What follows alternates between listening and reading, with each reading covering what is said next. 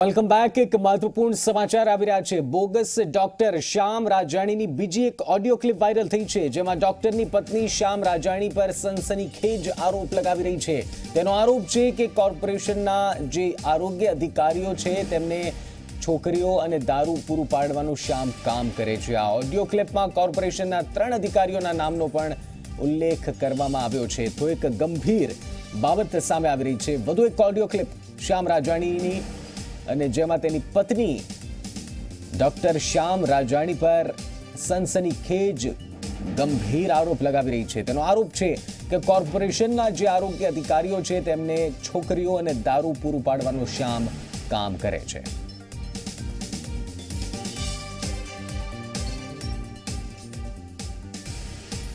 ये वस्तु पूरी प्रूफ સાથે ખ્યાલ આવી છે કે કેરેક્ટર લેસ છે। ધેટ મીન્સ કે કોર્પોરેશનમાં doctor સુનારા, doctor Visani, doctor Rathod, બરાબર, આ જે હેડ કહી શકાય, આ બધા લોકોને પંકજ રાઠોડ, હા, બરાબર, આ જે કહી શકાય એ બધાને છોકરીઓ અને ડ્રિંક્સ એ સપ્લાય કરે છે અને ખુદ પોતાની હોસ્પિટલે આ જ ધંધો ચાલે છે।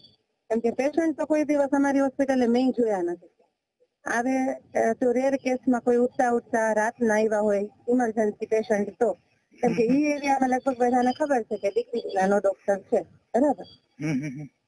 એટલે એકચ્યુઅલી અમારે લાસ્ટ સન્ડે ના નોટરી થઈ ગયું છે ડિવોર્સ માટેનું, અને એના માટે અમે એને 15 દિવસનો ટાઈમ આપ્યો છે। એટલે 25 તારીખ સુધી કઈ કરી ન શકીએ આપણે, કેમ કે મેં તો એ ડિવોર્સ આપવામાં થોડા નાટક કરે એવું થાય, અને એની સાથે હવે રહી શકાય નથી, કેમ કે માર્કેટ થી બહુ બધું મળ્યું છે। બહુ પ્રૂફ તો વાત જ જવા દો એટલા છે, અને ખરેખર છે તેમ।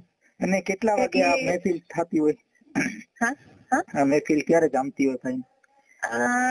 જનરલી રાત્રે, કેમ કે રાત્રે પેશન્ટ છે એવું કે એટલે અમને ઘરેથી તો નીકળી જાય એટલે આપણે કઈ ત્યાં બહાર રાતે જોવા તો ન જવાના હોય કે ક્યાં જાય છે ઘરવાળો, બરાબર। રાત્રે તે ટૂંકમાં નર્સિંગ સ્ટાફ ઓર્ડિનરી છોકરીઓ અલગ અલગ ભરીને રાખે, દર 3 મહિને સ્ટાફ ફેરવે।